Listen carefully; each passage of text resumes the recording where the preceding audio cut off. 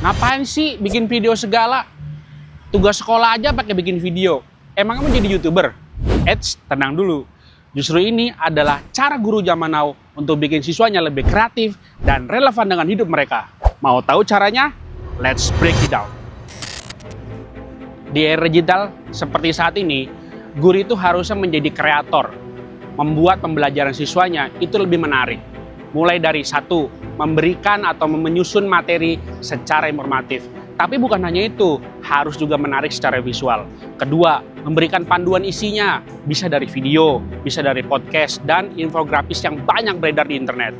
Yang ketiga, menggunakan tools yang banyak sekali sekarang, seperti Canva, Gemini, ChatGPT, bahkan CapCut, dan juga memperluasnya dengan menggunakan platform media seperti Instagram, YouTube, bahkan TikTok. Setelah merancang materinya, saatnya siswa yang jadi bintang. Yang pertama, setelah materi sudah selesai diberikan kepada siswa, berikutnya adalah membuat ulang atau merancang atau merevisi materi itu sendiri. Tapi ingat, bebaskan murid-murid kita biar lebih fleksibel dan mereka tahu bagaimana cara membawakannya. Yang kedua, direview lagi, terus sesuaikan dengan gaya materinya, sesuaikan juga dengan gaya belajar siswanya. Supaya apa? Supaya nanti kontennya itu akan jauh lebih enak ditonton. Dan yang terakhir, ketika mereka presentasi di kelas, itu bukan hanya di presentasi doang, tapi juga divideokan. Kemudian disebarluaskan lewat media sosial atau platform digital seperti YouTube, IG Reels, atau bahkan TikTok yang pastinya akan jauh lebih edukatif. Nah, pastinya sekarang itu adalah tantangannya atau ada rintangannya bagaimana memilih materi yang tepat buat anak-anak kita. Perhatikan ya, yang pertama, sesuaikan dengan gaya belajar anaknya. Kalau misalnya gaya belajar itu kan ada tiga, ada visual, ada audio, ada kinestetik. Contohnya anak kinestetik.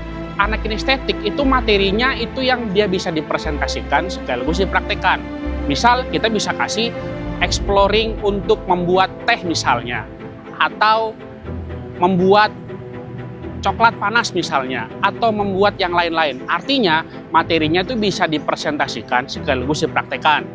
Yang kedua, sesuaikan dengan levelnya. Jadi nggak mungkin kalau ada anak yang levelnya masih basic, itu dikasih level yang advance. Itu nggak nyambung. Kenapa? Pasti susah, pasti sulit, dan anaknya pasti jelas nggak bisa.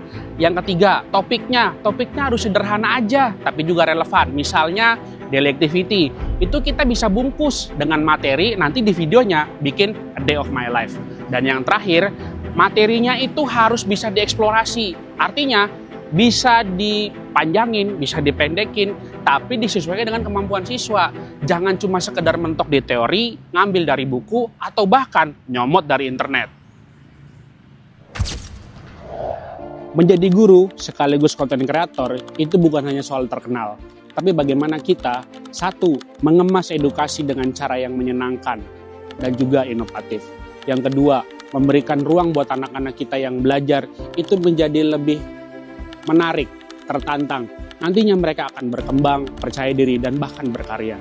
Yang berikutnya, mengindikasikan bahwasanya belajar itu enak loh, seru loh, bersemangat lah intinya. Artinya anak-anak tuh nggak ada yang takut lagi untuk bikin karya-karya atau membuat video-video yang sangat bagus. Buat siapa?